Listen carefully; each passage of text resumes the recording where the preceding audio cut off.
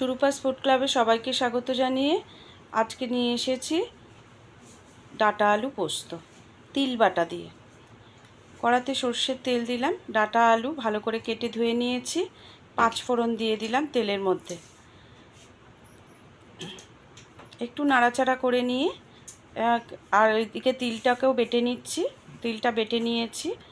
এবার কড়ার মধ্যে তেলটা গরম হয়ে গেছে, আলুগুলো ছেড়ে একটু নেড়ে নিয়ে তারপর ডাঁটাগুলো দিয়ে নাড়াচাড়া করতে হবে।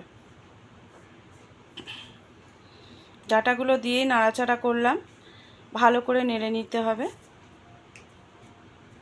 তারপরে তার মধ্যে হলুদ, নুন, মিষ্টি দিয়ে দেবো।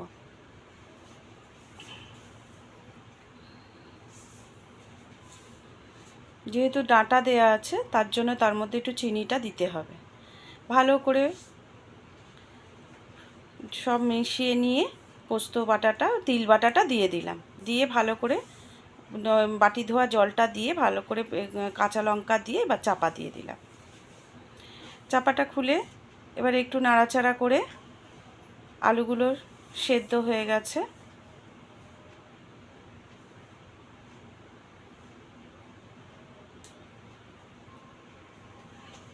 জলটা শুকনো অবধি অপেক্ষা করলাম, তারপরে কাঁচা তেল দিয়ে আর আবারও একটু নেড়ে চেড়ে রেডি হয়ে গেল আমার ডাঁটা আলু পোস্ত।